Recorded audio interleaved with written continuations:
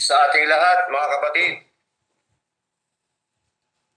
isang karangalan po sa ating Panginoon na kung saan po ay tayo muli magbahagi po ng kanyang mga salita.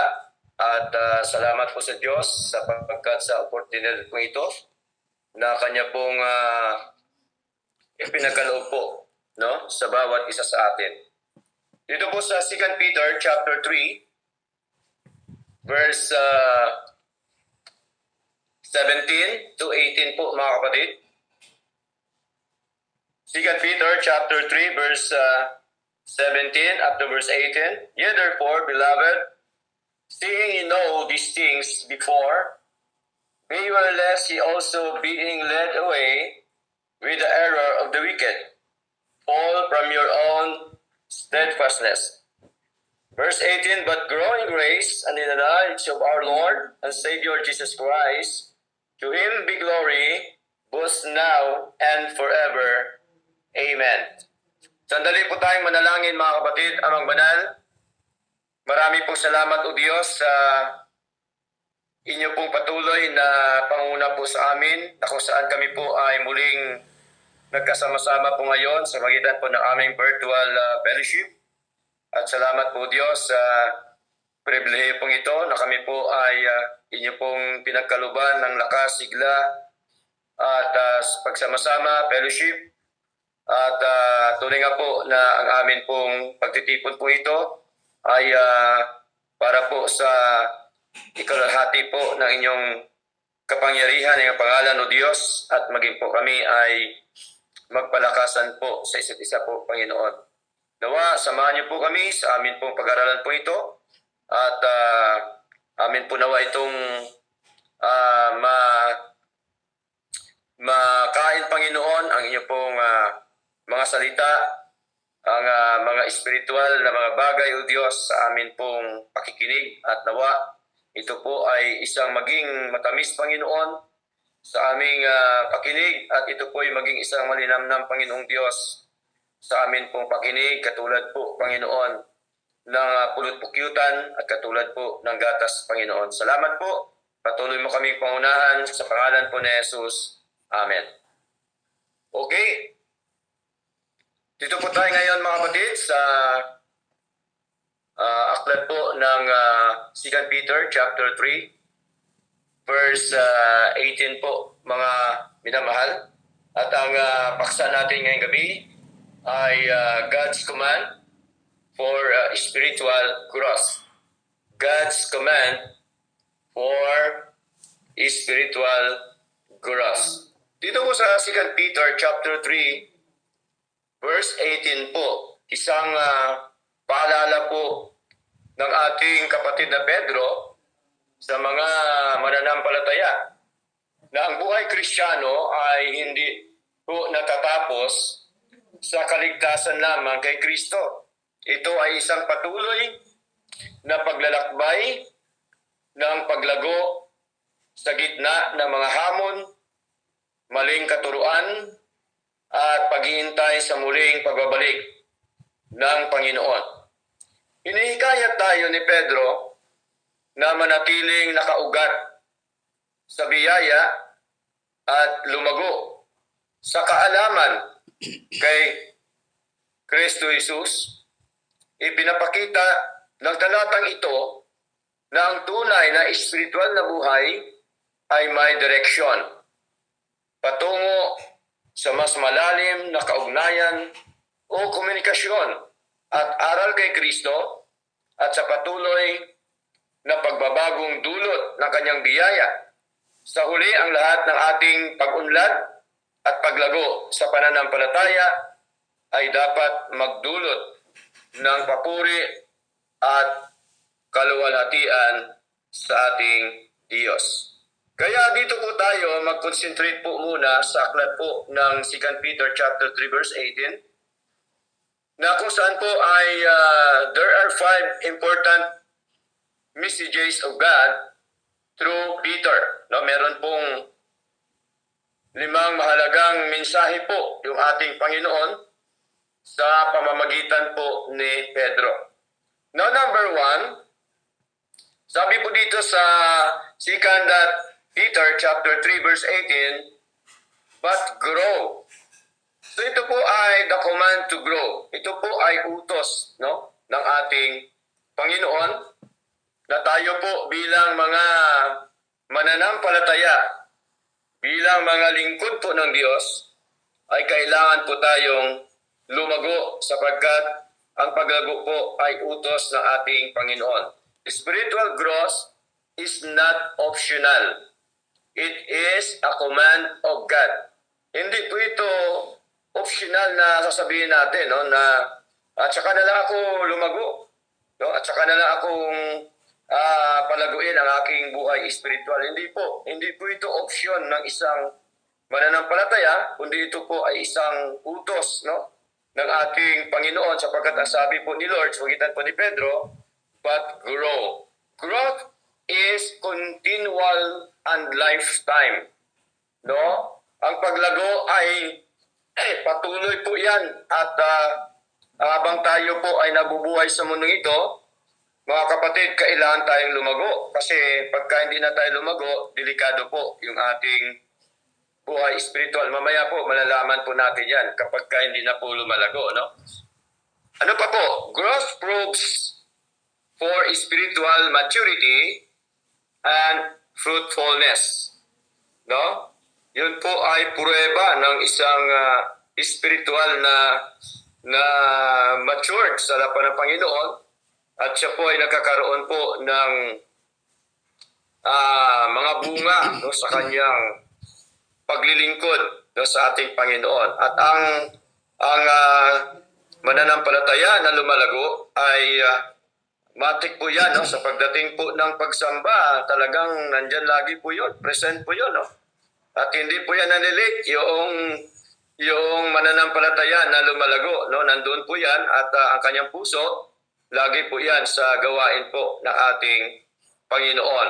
Ang mananampalataya na lumalago ay patuloy po yan sa paglilingkod sa ating Panginoon, despite po sa kanya mga karanasan, mga problema, suliranin, pagsubok sa buhay, ay nagpapatuloy po yan. Kasi po, siya po ay lumalago sa paglilingkod po sa ating Panginoon. No? Katulad din po, mga kapatid, no? Katulad din po ni Pablo, sabi po niya sa 1 Corinthians chapter 3 verse 6. Sabi po ni Pablo, I have planted, Apollos watered, but God gave the increase, no? At ang nagpapalago po sa atin, walang iba kundi ang ating Diyos. Hindi po dahil kay pastor, hindi dahil po kanino man sa mga ngaral, kundi ang nagpapalago po, sabi po ni Pablo, walang iba kundi yung ating Diyos na pinaglilingkuran. Kaya po ay mahalaga na makita ho natin na ang paglago ay utos po, no, ng ating Panginoon. Kaya ho mahalaga yung ating desire sa atin pong paglilingkod na ito, no, bilang isang lingkod ng Diyos. Sabi po dito sa 1 Peter chapter 2 verse 2, as newborn babes desire the sincere milk of the word, that ye may grow thereby. Sabi dito, gaya ng mga sanggol na bagong panganak ay nasahin ninyo ang gatas na walang daya, na ukol sa Espiritu. So ibig sabihin po, yung pure na gatas, ibig sabihin, pure na salita po no, ng ating Panginoon. Sapagkat ang salita po ng Diyos, tandaan po natin mga kapatid, kahit man yan, 1,000,000 man yan pabalik-balik, tandaan po natin, ang salita po ng Diyos ay fresh pa rin po yan. Sariwa pa rin po yan. At yan po ay matamis, kagaya po ng pulot-pukyutan. At yun po ay malinamnam, katulad po ng gatas. Kaya dapat nasain po natin, no? Magkaroon po tayo ng desire, mga kapatid, sa atin pong paglilingkod sa Lord ng mga salita po ng Diyos. Ay bigyan po natin ng pansin, no, sa ating paglilingkod na ito, na dapat po nating lagi basahin po yung mga salita po ng ating Panginoon, di lamang basahin, pakinggan, pag-aralan, at atin din po of course na isa pamumuhay sa ating paglilingkod na ito. So spiritual nourishment leads to spiritual maturity. No? So malinaw po yan, ang ating spiritual na sustansya o pagkain ay tungo po yan sa spiritual na kalaguan o katatagan sa paglilingkod sa Lord. No? And growth in doctrine and Christian practices is the expected result. So magkaroon po siya ng resulta sa buhay po natin na lumago yung ang doktrina sa buhay po natin. Malalaman natin yung doktrina ni Lord, lumalago tayo, and then of course yung ating Kristiyanong pamumuhay, yung ating mga practices, mga kapatid, mahalaga po yon. Kaya dapat po tayo po lumago sa mga salita po ng ating Panginoong Diyos. They are too long for the pure spiritual milk. Pure implies uncontaminated, no? Hindi ho nakukontaminate ang salita ng Diyos. Lagi po siya fresh, mga kapatid, no? Lagi po siya sariwa sa buhay po natin bilang isang mananampalataya, no? Kaya minsan siguro maaring wala nang lasa sa atin, merong problema, meron po yang hadlang, no? Sa buhay po natin. Kaya dapat alamin po natin kung anong hadlang, mga kapatid. Kaya po mahalaga at ito po ay trustworthy teaching. Ito po yung pure, yung tunay na mga salita po ng ating Panginoon. No? The words of the Lord, sabi po dito, Psalms chapter 12 verse 6, the words of the Lord are pure words, as silver tried in a furnace of earth, purified 7 times. Tingnan niyo po, no, malinaw na ang salita daw ng Panginoon ay tunay o dalisay na salita. Yun pong salita po ng Diyos, dalisay po yan, no? Hindi po yan nakakontamina, mga kapatid. Ito po ay tunay, totoo, laging sariwa sa ating pandinig, laging sariwa sa ating buhay spiritual, no? At ito po ay sabi po ni David, purified 7 times, no? 7 beses po siya dinalisay. So ibig sabihin talaga ay ito'y tunay, pure. Kaya po ito ang ating sundin, ito po ang ating panghawakan, ito po yung ating panindigan sa ating pong paglilingkod sa ating Panginoon. No? Ephesians chapter 2 verse 21, mga kapatid. Sabi po dito ni Paul, in whom all the building fitly framed together, no, groweth unto an holy temple in the Lord. So ito po ay ibahagi na rin po ito, no, na talakay po ito ni Elder Rene nung last week, no, na kung saan po ay nasa Lord po yung buong gusali tayo. At ang sabi po dito, nakalapat na mabuti ay lumalago upang maging isang templong banal sa Panginoon. So, napakahalaga po yung ating paglago, no, bilang isang templo po ng ating Diyos. 1 Thessalonians chapter 3 verse 12, sabi po dito, and the Lord make you to increase and abound in love one toward another, and toward all men, even as we do toward you. At kayo'y palaguin at pasaganain ng Panginoon sa pag-ibig sa isa't isa. So, ang nagpapalago po yung ating Diyos. Ang nagbigay ng kasaganaan sa atin, ang ating Panginoon, saan? Sa pag-ibig sa isa't isa. No? Kaya po, ito pong ating ginagawa ay isa po itong bunga ng atin pong pag-ibig sa isa't isa. Ang atin pong pagpalalahanan sa isa't isa ay isa po yung bunga ng pag-ibig po, no? Na tayo po ay lumalago at pinapasagana po ng ating Panginoon, hindi lamang po sa bawat kapatid, kundi sa lahat po na mga tao na katulad naman po sa atin na mga anak po ng Diyos. So malinaw po yan Na number one ay the command to grow. Sapagkat ang sabi po ni Pedro, but grow. Number two, grow in grace. No? Sapagkat sabi po ni Peter, but grow in grace. So mahalaga po ang biyaya po ng Diyos sa buhay po natin, mga kapatid. Tandaan po natin, tayo lahat ay nabubuhay lamang po dahil sa biyaya ng Diyos. Hindi po dahil sa ating lakas, hindi po dahil sa ating talino, hindi po dahil sa anumang mga bagay na ginagawa natin, kundi lahat po yan, mga kapatid, ay biyaya po ng Diyos.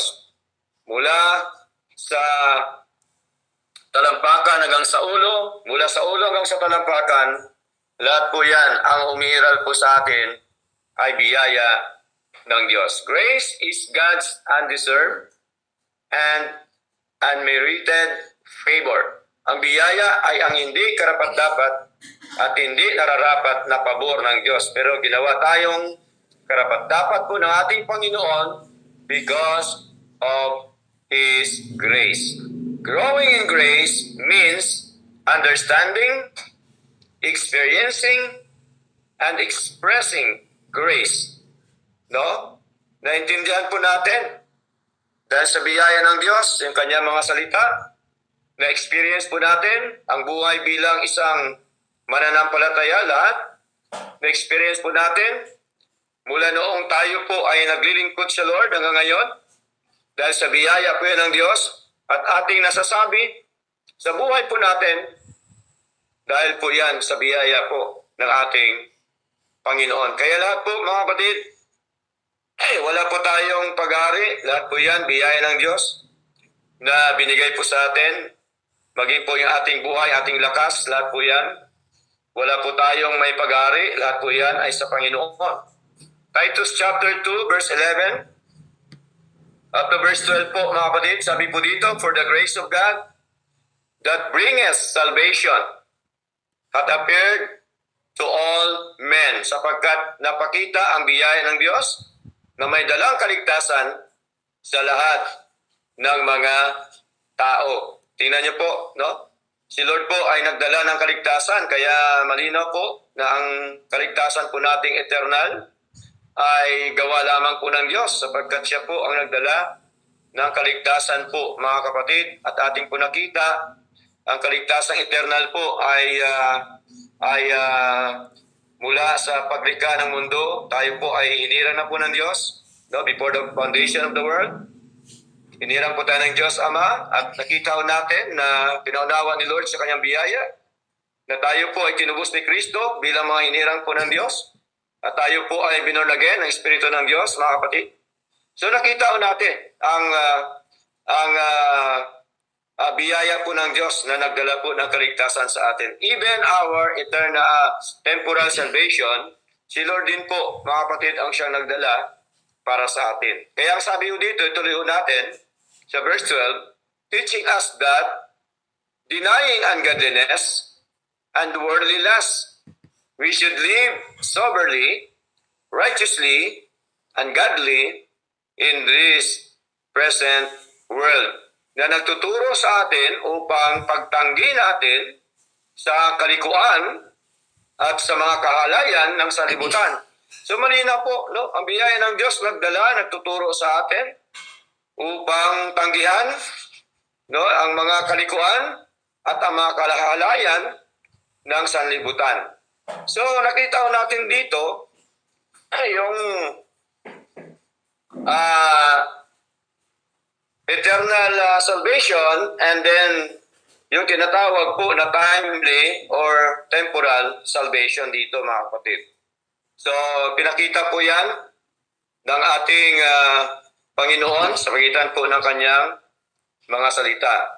And then 2 Timothy chapter 2 verse 1, sabi dito, thou therefore, my son, be strong in the grace that is in Christ Jesus. Sabi po ni Pablo kay Timoteo, no?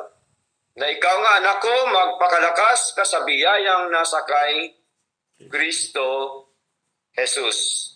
So malinaw po na napaka-importante po yung biyaya ng ating Panginoon na dapat po nating ma-appreciate, na dapat po nating ma-acknowledge po, no? Sa atin pong paglilingkod nito, sapagkat talaga naman pong kahit man anong gawin po natin mga kapatid, tayo po talaga ay nabubuhay lamang sa biyaya po, no, ng ating Panginoon.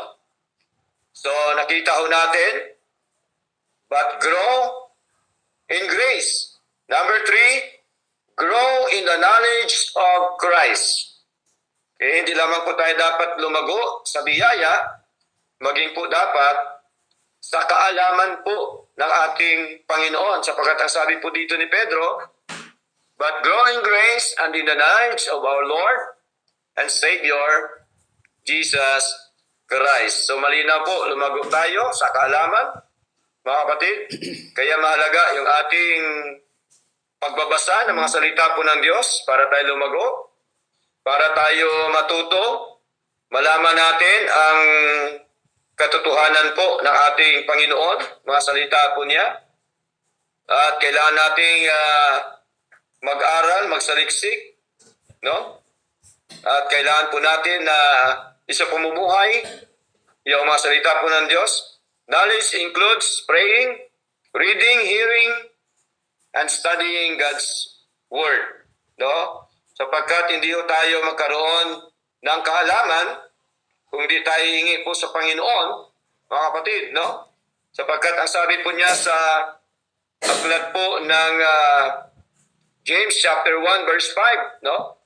Sabi po dito, if any of you lack wisdom, let him ask of God, that giveth to all men liberally and upbraideth not, and it shall be given him. No? Si Lord po ay magbibigay sa atin, basta humingi lang po tayo. At tayo talaga ay walang-wala naman talaga. Kulang na kulang po tayo, mga kapatid. Walang-wala po tayo kung hindi po dahil sa ating Panginoon. Kaya humingi po tayo, mga kapatid, sa magitan po ng ating panalangin. At tayo po ay magbabasa ng salita ng Diyos, makinig ng salita po ng Diyos, at mag-aral po ng mga salita po ng ating Panginoon. You cannot grow without knowing about the doctrine and practices from the Word of God. Hindi ka talaga lalago kung ikaw ay walang alam sa mga doktrina ng ating Panginoon at yung hindi mo isipamumuhay ang mga salita mula po sa ating Panginoon. Napaka-imposible po yun. Kaya po, kailangan tayong kumilos, kailangan tayong gumawa, sapagkat yun po ay utos ng Panginoon na tayo po ay lumago ng kaalaman sa harapan ng ating Diyos na buhay. True knowledge leads to obedience and worship. No? So, mahalaga po yan na makita natin na ang totoong kaalaman ay gumagawa po yan, sumusunod po sa ating Panginoon. At siya po ay meron puso na lagi po niyang sambahin, no? At sundin yung ating Panginoon sa pamamagitan po ng kanyang mga salita. Kaya wag na ho natin kalimutan yan, mga kapatid, na tayo po ay lumago sa kaalaman po ni Lord. Kaya gawin po natin ang mga nais po, of course, ng ating Panginoon. Kasi delikado po, tayo po ay maaring mga malalanta, no? Malanta po tayo, no? Hindi tayo lumalago katulad po ng halaman. No, pagka hindi ho dinidiligan, hindi ho nilalagyan ng pataba, humus, hindi yan lalago, hindi yan mamumunga, no? Kaya kailangan po ang salita ng Diyos para tayo lumago, mamunga sa atin pong buhay spiritual. Katulad po sa sinabi po ni Haring Solomon sa Proverbs chapter 2 verse 5 up to verse 6, sabi po dito, then shalt thou understand the fear of the Lord, no? And find the knowledge of God. Kung magkagayoy iyong maunawa ang pagkatakot sa Panginoon at masumpungan mo ang kaalaman ng Diyos. Kaya importante po yung ating gagawin sa harapan po ng ating Panginoon. So madalas po yan ating pinapangaral, binabahagi, yung pananalangin, pagbabasa, pakikinig, pag-aaral ng salita ng Diyos, pagsaliksik, isa pamumuhay, ang mga aral po ng Diyos. Lagi po natin yan pinapangaral kasi yun po ang susi eh. No? Yun po ang dapat nating gawin upang tayo po ay magpatuloy na lumago, no? Sa ating pong paglilingkod sa ating Panginoon. So, verse 6, For the Lord giveth wisdom, out of His mouth cometh knowledge, understanding. Tingnan niyo po, no? Galing po sa Lord. Yung knowledge and understanding po, yung wisdom, bigay po yan ng ating Panginoon, mga kapatid. Lahat po yan, bigay po ni Lord. Kaya po, mahalaga po na tayo po ay pagka may gawain, kahit sino man yan mga ngaral dyan, dapat dumalo tayo sa gawain po ni Lord. No? Tuwing Sunday, dapat ay dumalo tayo at maging masigla dapat tayo pagka sa gawain po no, ng ating Panginoon. Mga kapatid, importante po yan mga minamahal. Hindi lamang po dapat tayo maging masigla sa anumang mga bagay, higit sa lahat, dapat maging masigla po tayo sa gawain po ng ating Panginoon. No?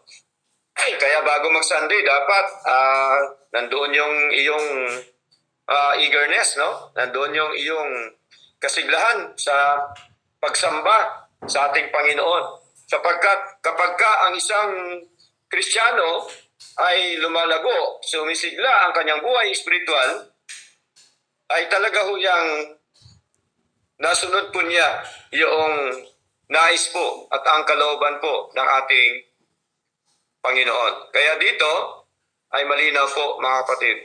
Increasing in the knowledge of God. Colossians chapter 1 verse 10, that you might walk worthy of the Lord unto all pleasing, being fruitful in every good work and increasing in the knowledge of God, upang kayo'y magsilakad ng nararapat sa Panginoon sa buong ikalulugod niya at magsipagmunga sa bawat gawang mabuti at magsilago sa kaalaman ng Diyos. So, importante po, no? Yung ating lakad sa Lord dapat nararapat sa ating Panginoon. Yung ating pamumuhay, mga kapatid, dapat nararapat po yan sa ating Panginoon, no? Lalo na ngayon, magkakaroon na naman ng Pasko nila. Hindi Pasko natin. Christmas nila, hindi Christmas natin. No? Maraming mga Kristiyano nagkakaroon ng tinatawag po ng napagpalit yung gawain ng ating Panginoon dahil po sa ganong klaseng aktibidades ng mundo, mga kapatid. So hindi na dapat. Dapat talaga hong buhay po natin talagang ipaglingkod na natin sa ating Panginoon. At dapat nararapat yung ating paglilingkod sa ating Panginoon upang atin pong mabigyan ng kaluguran ang ating Diyos at tayo ay magsipagpamunga ng mga gawang mabuti sa harapan ng ating Panginoon. No, pag sabing gawang mabuti, hindi lamang po yan ang mabuti bigyan mo ng ulam yung kapitbahay mo. Hindi po yun, malawak po ang tinatawag po na gawang mabuti. No? Kasama po yun, of course, higit sa lahat, yung ating paglilingkod sa ating Panginoon at magsilago sa kaalaman ng Diyos. Kaya ho, mahalaga yung ating paglago, no? Sa kaalaman po ng ating Panginoon. Kaya maraming napapahamak because of lack of knowledge. Saan sila napapahamak? Nagkaroon po ng mga miserableng buhay, nagkaroon mga Kristiyano ng matinding mga problema, no, matinding mga lalahanin sa buhay. Kaya tama po ang sabi po ni Hosea chapter 4 verse 6, no? Sabi po ni Hosea, sabi ni Lord, my people are destroyed because of lack of knowledge. No? Napapahamak po yung kanyang mga tao dahil kulang po sa kaalaman. Kaya mahalaga yung kaalaman po, no, ng ating Panginoon. At ang kaalaman po ng Diyos ay masumpungan lamang po sa kanyang mga salita. Field knowledge, wisdom, and spiritual understanding. Dapat mapuno po tayo ng kaalaman, karunungan, at kaunawaan ng mga salita ng ating Panginoon. So basahin po natin ang Colossians chapter 1 verse 9. Sabi po dito ni Pablo, for this cause, we also since the day we heard it, do not cease to pray for you, and to desire that ye might be filled with the knowledge of His will in all wisdom and spiritual understanding. Dapat mapuno po tayo, no, ng kaalaman, karunungan, at kaunawaan po, no, sa mga salita ng ating Panginoon. Okay? Kaya malinaw po, no, dahil dito kami naman, sabi ni Pablo, mula ng araw na aming marinig ito, ano kung kanilang narinig? Yung pangangaral ng mga salita ng Diyos, narinig nila yung sinasabi ng Panginoon, ay hindi kami nagsisitigil ng panalangin at ng paghingi na patungkol sa inyo, at hindi lamang pong narinig, kundi narinig niya, mga kapatid, ang mga ibang kapatid na kung saan po ay nakikita nila ng iba po ay hindi na po nakapaglingkod sa ating Panginoon. At ang sabi po dito ay ituloy po natin, upang kayo'y puspusin ng kaalaman ng kanyang kalooban sa buong karunungan at pagkaunawa ayon sa Espiritu, that ye might walk worthy of the Lord unto all pleasing, being fruitful in every good work, and increasing in the knowledge of God, upang kayo'y magsilakad ng nararapat sa Panginoon sa buong ikalulugod niya, at magsipagmunga sa bawat gawang mabuti, at magsilago sa kaalaman ng Diyos. So, malinaw po yun, no? Na atin pong bigyan ng halaga yung ating paglago sa pagkaunawa, paglago ng kaalaman, no? Kaunawaan, karunungan ng ating Panginoon. So sa Kanya lamang po natin masumpungan po yun, mga kapatid.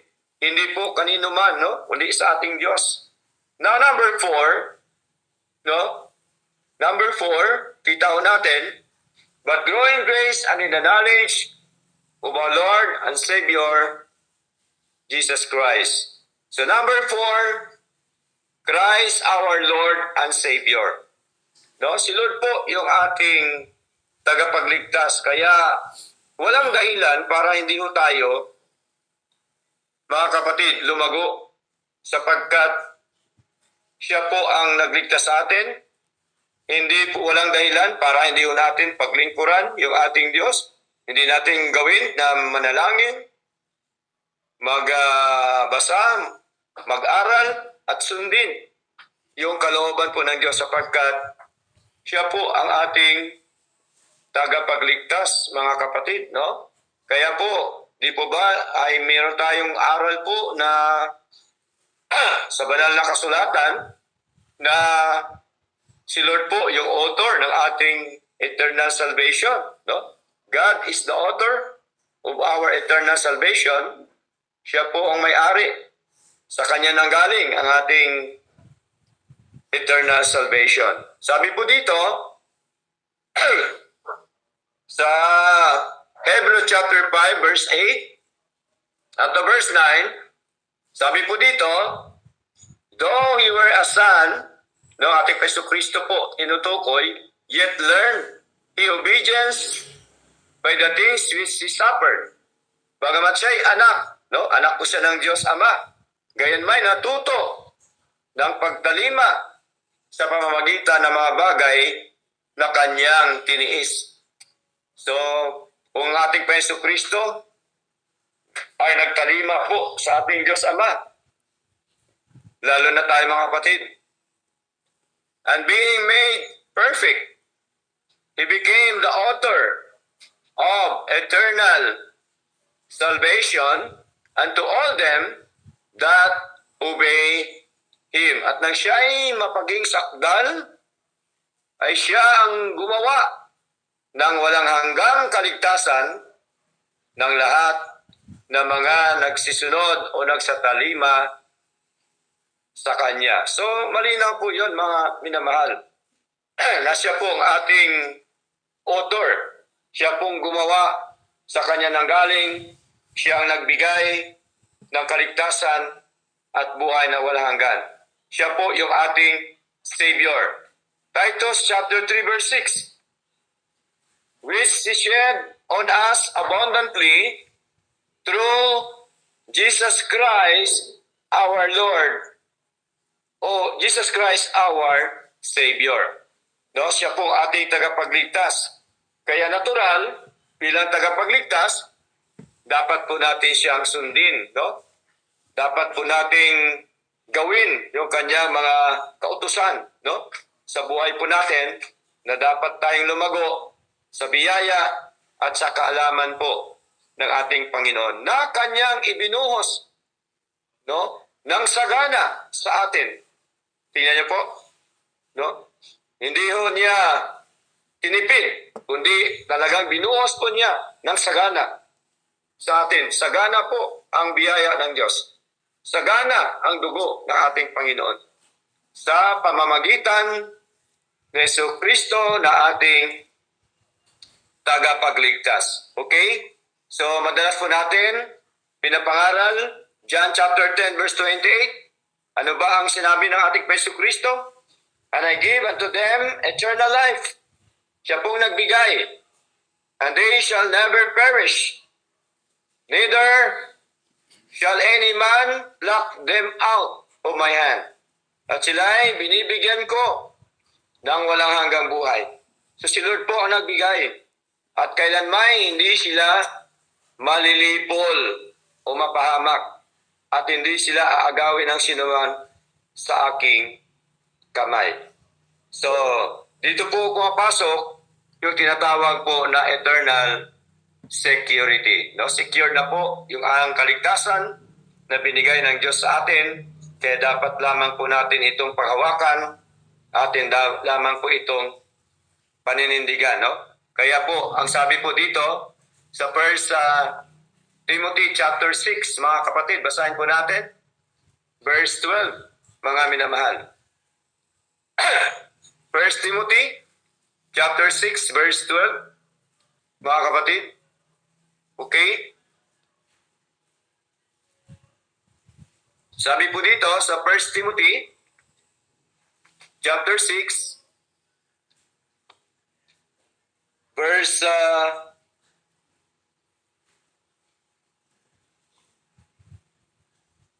12 po, mga kapatid, no?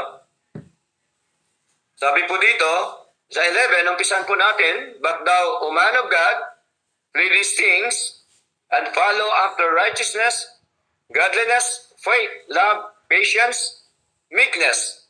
Verse 12, fight the good fight of faith, lay hold on eternal life, whereunto thou art also called, and hast professed a good profession before many witnesses. Kaya malinaw po na panghawakan o manangan sa buhay na walang hanggan. So panghawakan po natin, no, ang buhay na walang hanggan na binigay po sa atin ng ating Panginoon. Sampalatayanan po natin na meron tayong buhay na walang hanggan na ginawa ng Diyos. Binigay ng Diyos po sa atin, mga kapatid. Ephesians chapter 2 verse 5. And when we were dead in sins, hath quickened us together with Christ, by grace are ye saved. So basta biyaya pa rin po tayo naligtas, mga kapatid, sapagkat ito po ay gawa po ng ating Panginoon. So nakita ko natin yung apat na bagay na ito na Una-una po, dapat tayo lumago, mga kapatid, sapagkat ang paglago utos po ng Diyos. Saan tayo lumago? Sa biyaya, sa kaalaman, no? Ng ating Panginoon. And then of course, ay atin pong napag-aralan ngayon yung ang ating Paiso Kristo ay ating pong Savior, ang ating Lord. Kita po natin yun, mga kapatid. And then number 5, the goal of growth. The goal of growth. God's glory. Kaya sabi po ni Peter, to Him be glory, both now and forever. Amen. Growing believers are always praising, honoring, and glorifying God. Tingnan niyo po, malinaw po yun. Nang lumalagong mananampalataya, lagi po yan nagpupuri, tinataas po niya ang ating Panginoon, at lagi pong nilalhati po yung ating Diyos.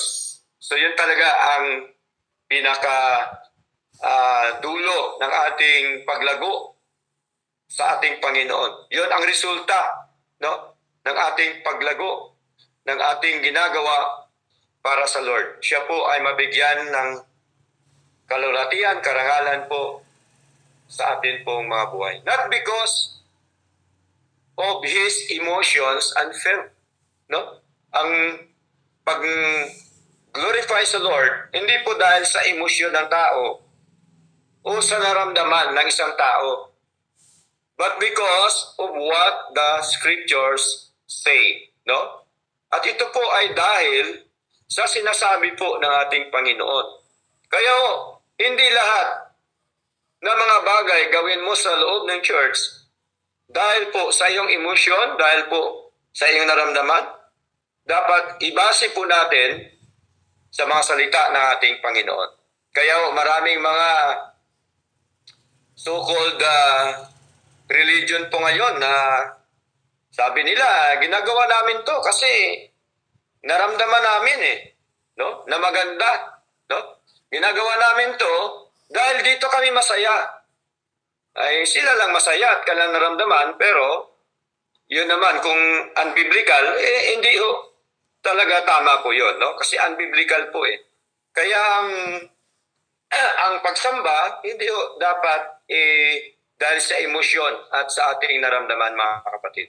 Kundi, ito po ay dahil kung ano ang sinasabi po ng banal na kasulatan, kung ano po dapat ang tunay at totoong pagsamba. Kaya nga po, ang pagsamba, di po ba? No?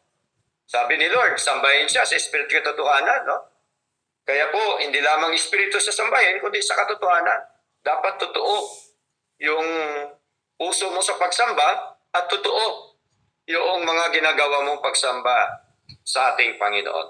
Kaya po, 1 Corinthians chapter 10 verse 31, whether therefore you eat or drink, or whatsoever you do, do all to the glory of God. Kaya lagi nila itong tinitake note, lagi nila itong sinasabing talatang ito, dahil ang sabi dito, do all to the glory of God. Gawin daw lahat. Ano pong tinutukoy niya lahat? Lahat na kalooban ng ating Panginoon. Lahat po na nais po ng ating Panginoon. Kung ang pagsamba hindi nais po ni Lord, unbiblical, wala po yun. Kaya po, dapat ang pagsamba, ang buhay po natin, nakaugnay po yan, no? sa mga salita ng ating Panginoong Diyos na buhay. Di po ba? Kaya tayo, pagka kumain tayo, nagpipray po tayo sa Lord. No? Papasalamat tayo sa Lord kasi lahat yan. Pinapasalamatan natin. Dapat nakaugnay ang ating buhay. Merong komunikasyon po. Dapat lagi, no? Sa ating Panginoon. At tsakin po natin ang ating ginagawa ay maluwalhati po yung ating Diyos. 1 Corinthians chapter 6 verse 20, sabi po dito, for ye are bought with a price. Therefore, glorify God in your body and in your spirit, which are God's. Sapagkat kayo'y binili sa halaga, luwalhatiin nga ninyo ng inyong katawan ang Diyos. Kasi po tayo, Pinili na po tayo ni Lord. No? Malinaw po yan. So, dapat ang lulatiin natin lagi, si Lord, hindi po yung ating sarili o sino man. O ano bang mga bagay dito sa mundo. Dapat sentro po yung ating Panginoon. Both with a price. Means Jesus paid for our salvation through His sacrifice on the cross. Binayaran na po ni Lord. No? Ang halaga, no, ng ating kasalanan, at ito po ay niligtas po tayo sa pamamagitan po ng dugo ng ating Panginoon Kristo. Because of that, we are no longer our own. We belong to God. Christ's sacrifice gives us a value. The price was the precious blood of Jesus. This shows how valuable we are in God's eyes. No? Napakahalaga po natin, mga kapatid, sa mata ng ating Panginoon. Kaya po, dapat lagi po tayong gumawa, sumunod sa ating Panginoon. We must honor God with our whole life. No? Lagi po natin siyang i-honor sa buhay po natin. Since we belong to Him, we should use our body, mind, spirit in ways that please and honor God. Mahalaga na lahat-lahat po sa buhay po natin, ang i-honor po natin si Lord. Kaya kailangan po nating lumago, mga kapatid. Sapagkat kung hindi tayo lalago, ito po yung babagsakan po natin. Conclusion na po tayo, 2 Peter chapter 3 verse 17.